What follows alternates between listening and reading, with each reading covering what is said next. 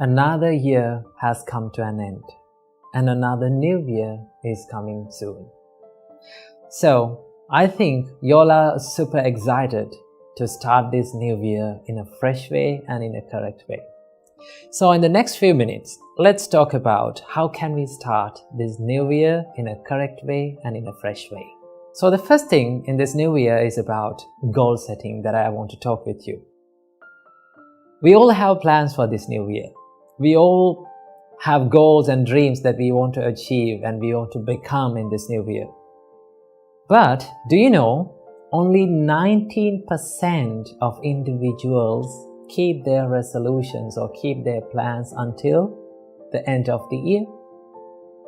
Most of us abandon the plans and the resolutions in mid-January. Why is that? There's a reason behind this. Well, most of us are so busy on focusing about the goal or the dream. We always think about it, what we are going to achieve. Well, that is very good. In your life, to have goals and to have dreams is very important. But there's one thing that we all forget. And that is, we forget to focus on the procedure or the system. Right? So, instead of focusing and dreaming on the goal, why don't we keep that aside for a little while and focus on the system that we are going to get in? If you can set a goal and divide that goal into little tasks, little day-to-day tasks, then you can achieve them easily. So, it's better to have a big dream or a big goal. Once you set it, what you have to do is just divide it or split it into daily tasks that you can do it every single day. So when you split that, you will get a little and achievable task in each and every day. So once you do it, when you're doing it, you feel that you're on the way to your goal. And you become more motivated and it will become more easy for you to do that. So, what you have to do, instead of focusing on the goal, let's focus on the procedure or the system in this year. Work for that. That is one thing that we have to do. And there's another thing, and that is, we should have moderate expectations about ourselves. Do you know, when we have too high expectations, when we cannot get into those expectations, when we cannot fulfill those expectations, what happens to us? We feel frustrated. We feel that we are not good enough. So, we should not have too high expectations.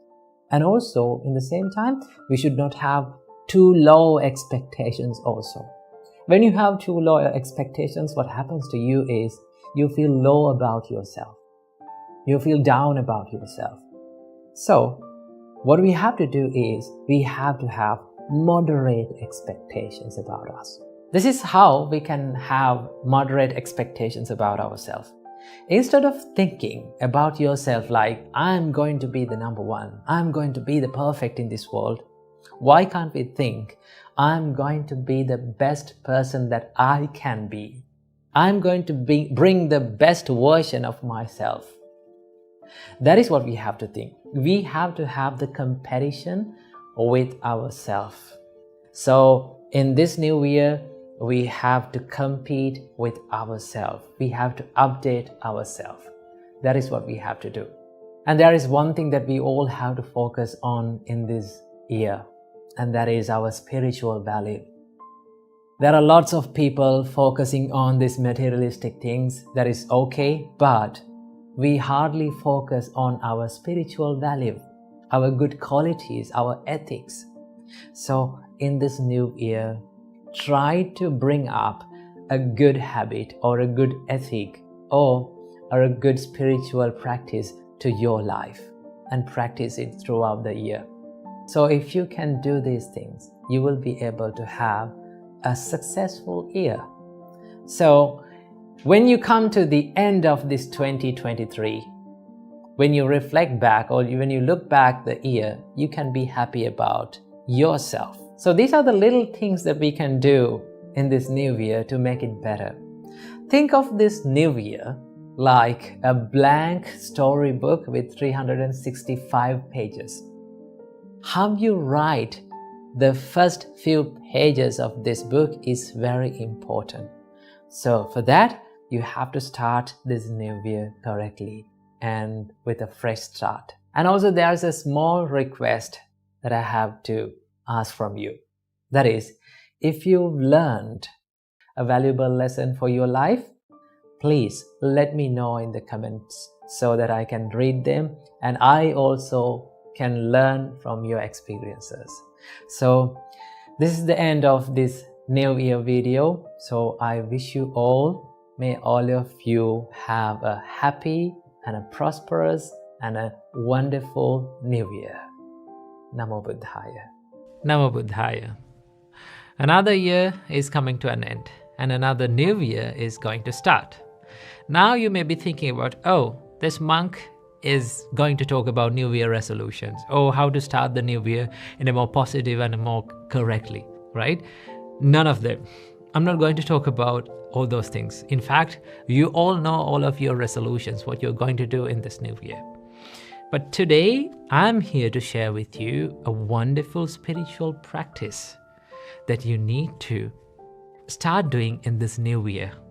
And also, not only during the new year, not only on January 1st, but also this should be made a practice that you should do every single day. This should be made a daily practice. So what is this spiritual practice that I'm going to share with you today? It is called, I call it, the silent help. What is it? The silent help. Now, what is the silent help? Silent help is a help that you give to a person without them asking you to do a help, right? So the reason why I'm going to share this about this spiritual practice is because the other day I was reading the biography of the chief disciple of the Supreme Buddha. The chief disciple of the Supreme Buddha's name was Arahant Sariputra.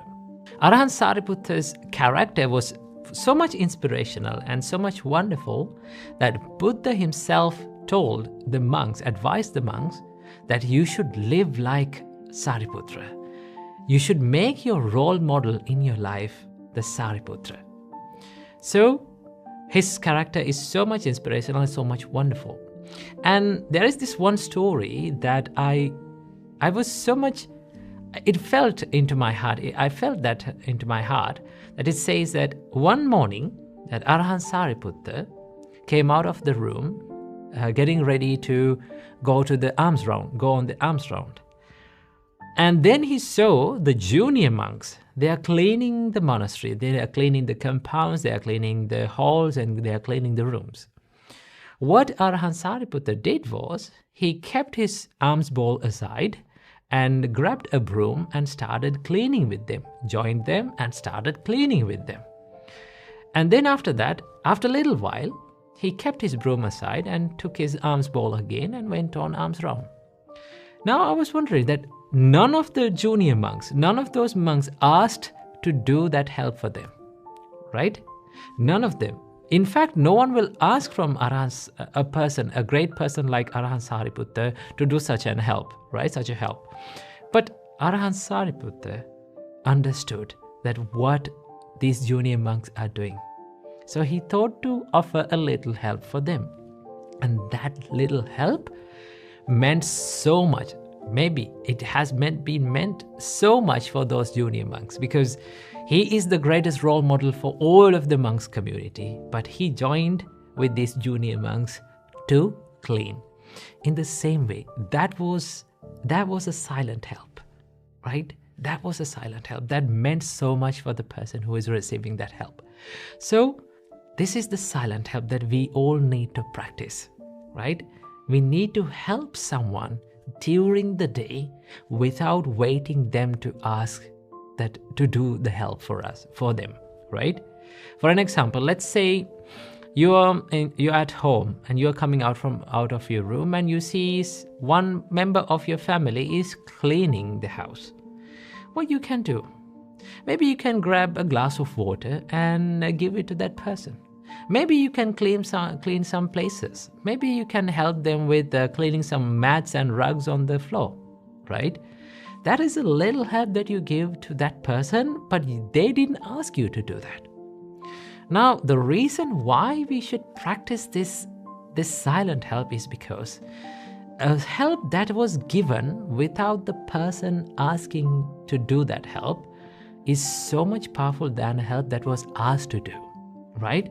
Because behind that help, behind that action, there are a lot of wonderful qualities like understanding. There is a quality of the love, compassion, right? Generosity, right? Kindness. These qualities are behind that action, right? When you do such things, it will be a great help to build up great qualities like kindness and compassion within you, right? So in this new year, I need all of you to have a resolution into your mind that also, while pursuing this material happiness in this world, we also need to have some resolutions and some goals to pursue our spiritual goals as well. So I invite all of you to do a silent help to a person every single day, right? Whenever possible, find a way to do a help to a person without them asking you to do that. And also, after doing this help, I need you to do one thing. To deliberately be happy of the help that you did, of the action that you did, right? This is something that we oftenly don't do. What is it? Deliberately being happy of what we do, right? Because happiness is not something that comes automatically out of nowhere. It doesn't appear. We have to make it happen.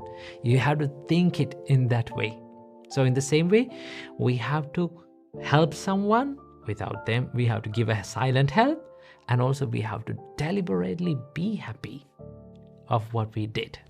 This is one spiritual practice. This is a simple spiritual practice that you can add to your life in this new year. Okay? So you may be thinking, that is a little thing.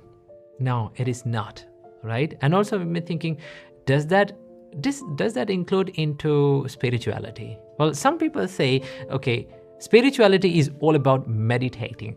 Now, spirituality is not only about meditating. Spirituality is also about giving.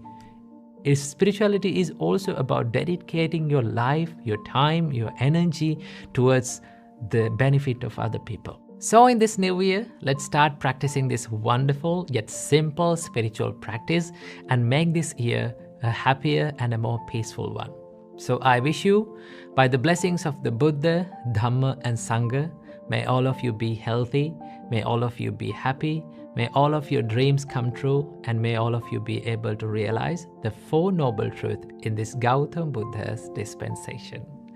Namo Buddhaya.